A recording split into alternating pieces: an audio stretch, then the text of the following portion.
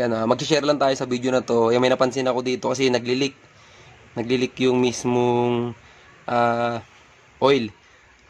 Ang papagwasanan ni customer dito, yung oil silang. Pero napansin ko dito, ito yung Bendix niya. Upod na yung mismong tanso sa loob.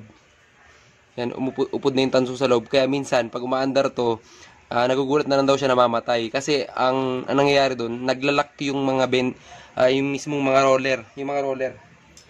Ito. Okay, yung mga roller na to, naglalak dahil kalog, ayan, kalog na to. Ayan, isa pa sa problema, ito pudpud na to. Tapos yung loob, kalog pa. Ayan, upod na siya. Kaya pag kinabit nyo siyang ganyan, kung mapapansin nyo, ito siya, ang lakas ng play. Yan, kaya kahit palitan nyo ng bagong oil seal yan, tatagas at tatagas pa rin. Yan. Tatagas pa rin siya ng pakonti-konti, magpapawiss pa rin siya. Kaya dapat ito palitan na. Yan, pag pinalitan siya, makikita nyo na yung tanso sa loob, ayan o. Yung tanso sa loob, tsaka ito, mapapansin nyo.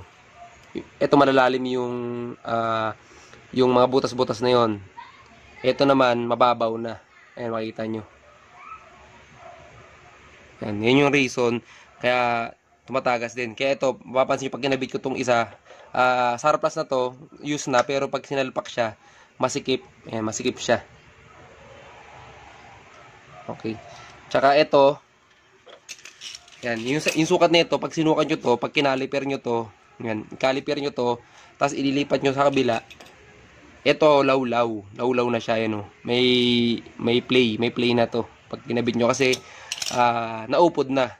Yun din problema sa mga ganitong mga 100cc, walang oil kasi napupunta dito, walang oil. Kaya minsan magandang sinisilip to or nililinisan kasi normal nito kinakalawang. Kaya pag kinalawang siya, nauupod to. Yan, bukod dun sa kalawang, talagang normal na uupod siya dahil metal to metal siya, dahil walang oil na napupunta dito. Yan, ito yung nagiging problema niya. Kumakabyos yung starter, kumakabyos, tapos minsan maingay, umaganon siya, tapos bigla na lang mamamatay, naglilik. Yun yung mga issue niya. Yan, kaya ito rin yung minsan papalitan nyo. Huwag kayong maghihinala lagi dito sa mismong mga roller. Yan, ito madaling malaman kapag ito may mga kumbaga may mga bukol-bukol na, yan, may mga uka, tsaka nyo siya papalitan. Pero once na nagpalit kayo nito, syempre, isama nyo na to. Okay? Yun lang ikakabit lang natin tong binili nila.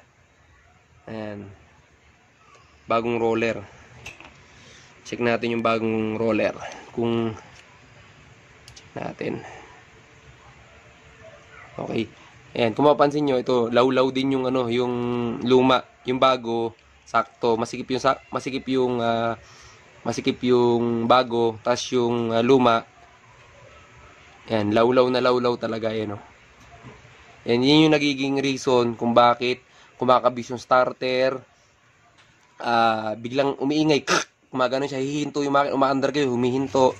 Ito yung mga reason. Yan, umiipit na yung mismong bola. Okay, sana sa simpleng tips sa Bendix drive ng mga ganitong 100, 110, XRM, bonus, SYM, Rusi, Rakal na mga 110cc at 100cc. Yan, ganito po rin gagawin nyo. Yan, papalit kayo ng ganito, tapos palit kayo ng bola. Siyempre, isabay nyo na yung bagong oil seal. Yan, mura lang naman yung oil seal. Yan, ito, puros mura lang lahat yan. Okay, maraming salamat po.